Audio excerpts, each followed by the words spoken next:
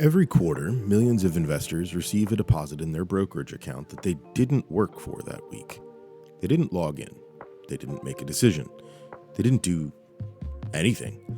The deposit arrived because they own shares of companies that share their profits with shareholders.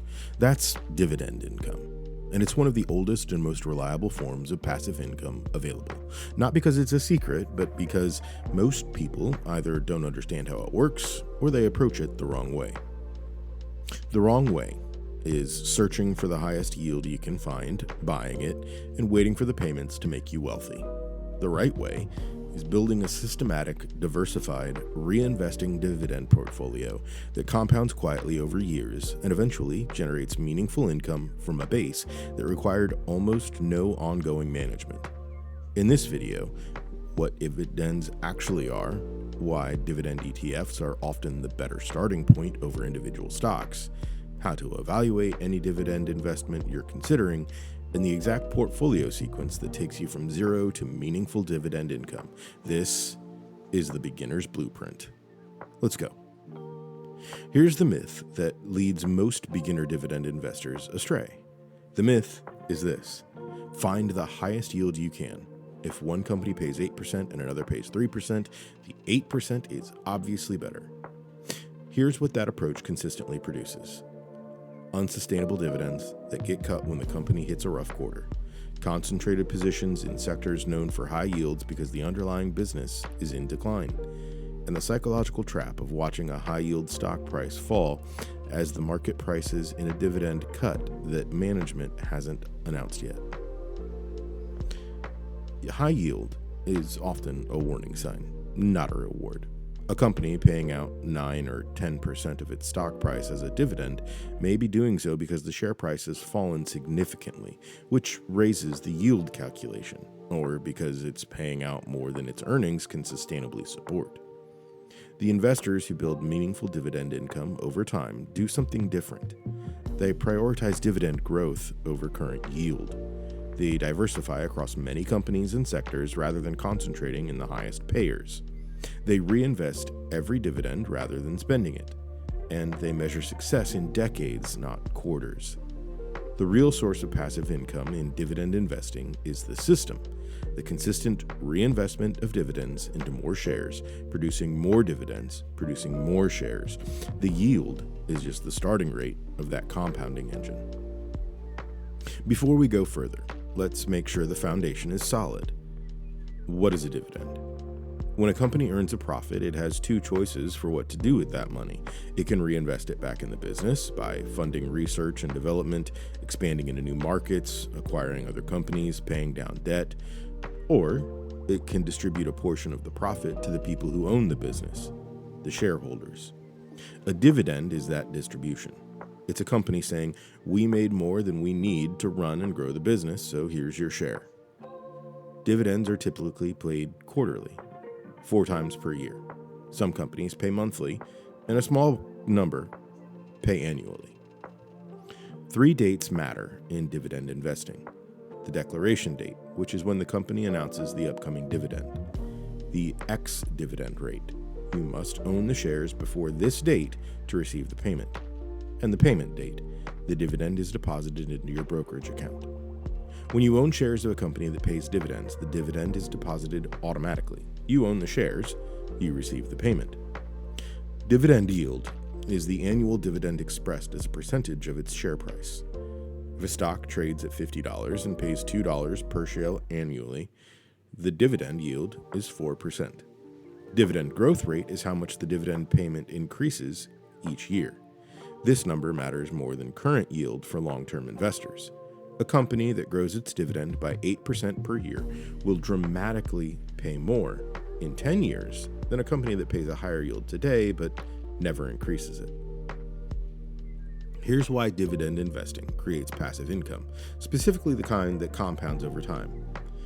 The mechanism is DRIP, Dividend Reinvestment Plan. Instead of receiving your quarterly dividend as cash in your account, DRIP automatically uses the dividend to purchase additional shares of the same investment. Why does this matter? because those additional shares then earn their own dividends, which are reinvested to buy more shares, which earn more dividends, and the cycle compounds. Here's the math over 20 years for someone investing $500 per month into a dividend ETF with a 3.5% yield and 8% total annual return. Year 1, $19 per month in dividends, barely noticeable. Year 5, $128 per month, starting to feel like something. Year 10, $338 per month, meaningful supplemental income. Year 20, $1,394 per month from the same $500 monthly contribution.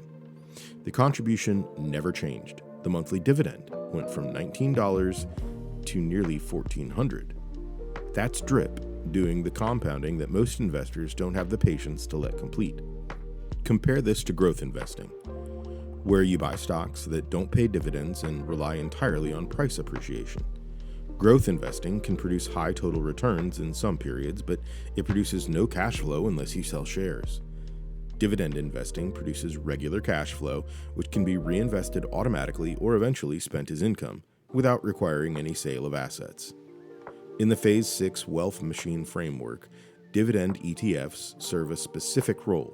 They generate quarterly income that compounds through DRIP during the accumulation phase, and eventually become a source of spendable passive income without requiring asset sales. Now, the question most beginners land on is this: should I buy individual dividend stocks or dividend ETFs? Individual dividend stocks, you're selecting specific companies based on their dividend history, financial health, and growth prospects. The potential advantage is that a well-researched individual stock with a strong dividend growth can record and outperform an ETF. Companies like Johnson & Johnson, Coca-Cola, and Procter & Gamble have raised their dividends for over 50 consecutive years. The challenge: individual stock analysis requires genuine ongoing research. You need to read earnings reports, monitor payout ratio trends, understand the competitive dynamics of each industry, and respond when business conditions change. A company can cut or eliminate its dividend with relatively little warning. If one of your 10 holdings cuts its dividend, you've just lost 10% of your expected income. Dividend ETFs. A single purchase gives you exposure to dozens or hundreds of dividend-paying companies. The ETF manager screens for dividend quality, rebalances when companies are added or removed, and reinvests for you. Individual company dividend cuts have minimal impact because any single position is a small percentage of the total fund. For most beginners, the recommendation is clear. Start with dividend ETF. Learn mechanics, build the habit of consistent contribution and DRIP, and let the ETF's diversification protect you while you develop the knowledge to evaluate individual stocks later. The 4 dividend ETFs worth knowing. SCHD. You would add Schwab US Dividend Equity DTF.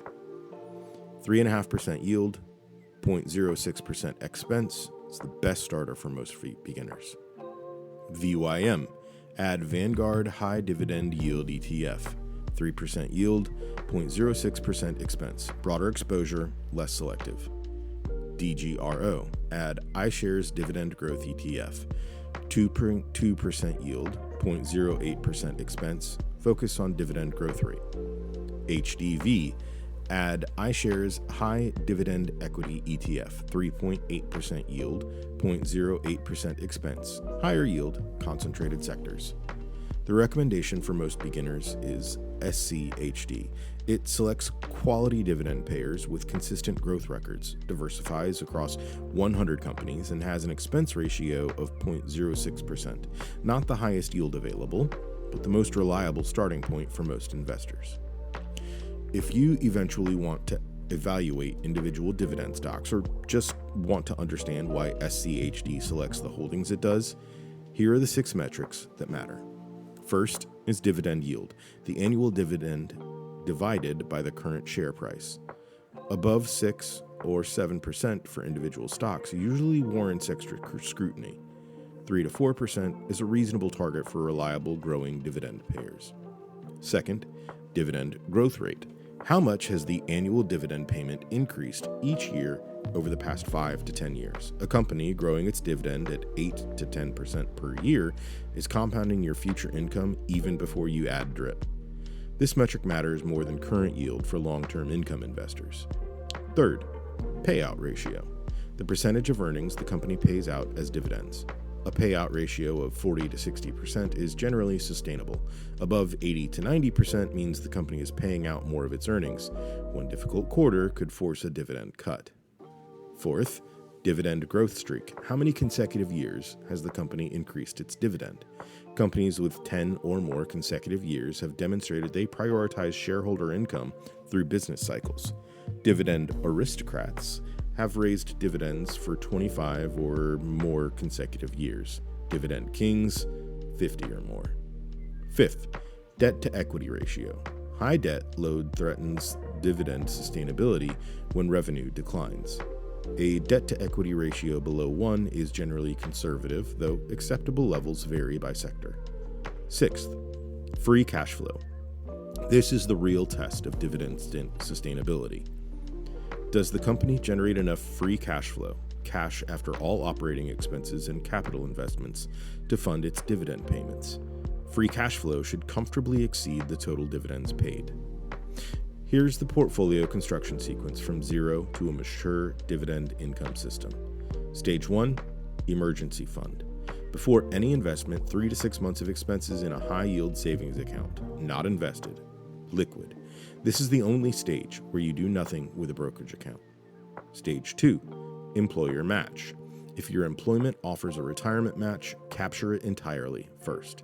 A 50% match on contributions is a 50% instant return. No investment beats it.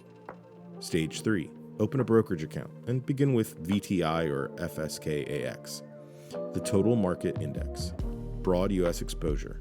Enable DRIP. This is the core growth holding that builds the portfolio base the dividend layer will eventually sit on. Stage 4, at approximately $50,000, add VXUS for international diversification. U.S. and international markets don't always move together, so this reduces concentration in U.S. equities. Stage 5, at approximately $100,000, this is where SCHD enters. At $100,000 in SCHD at 3.5% yield, quarterly dividends are approximately $875. That's worth reinvesting strategically. The dividend income layer is now meaningful. At stage 6, $200,000 and above, add VYM for additional dividend income or BND for portfolio stability and rebalancing capital. Both serve specific functions at larger portfolio sizes. Here are 5 mistakes that derail beginning dividend investors. All 5 are avoidable. Number 1, chasing high yields above 6 and 7% warrants extra scrutiny. Research payout ratio and free cash flow first. 2, timing the market. Waiting for the right moment is the most expensive mistake in long-term investing. Step 3, over-concentration. 5 stocks in the same sector is not diversification. It requires meaningful sector spread. Number 4, checking prices daily. This introduces a behavioral risk. Review quarterly, not daily. Number 5, overcomplicating the portfolio. 10 ETFs are not better than 2. Simple is faster, cheaper, and more effective. Here's your weekend challenge. 5 actions to start your dividend investing system this week. Number 1, open or confirm your brokerage account. Fidelity, Schwab, or Vanguard are free to open with no ETF trading fees. Number 2, verify your emergency fund is funded. 3 to 6 months of expenses in a high-yield savings account. Number 3, research SCHD, Schwab's ETF page. Yield, expense ratio, top 10 holdings, 10-year return. Number 4, enable DRIP on your brokerage account. Every brokerage has a dividend reinvestment setting. Enable it before your first dividend payment. Number 5, set up your first automatic monthly investment. Whatever amount you can invest consistently. The standing order is the system. Here's the closing thought on dividend investing and where it fits in the Evergreen income system. The digital asset portfolio builds the income machine first with content, products, affiliate commissions, and membership income. These are the streams that generate the surplus that Phase 6 deploys. Dividend investing is the most tangible form of Phase 6. It's the mechanism by which the surplus becomes an independent income stream, one that pays you quarterly, grows its payment over time without requiring new work, and eventually becomes large enough to supplement or replace income streams that require ongoing effort. The beginner mistake is to start with dividend investing before building the income machine. The intermediate mistake is to build the income machine and never deploy the surplus into anything that compounds independently of your output. The right sequence is to build the cash flow first, then reinvest the surplus systematically, then watch both compound simultaneously. That's the system, and the dividend payments will arrive whether you're watching or not. This is Evergreen Income. The compounding starts now.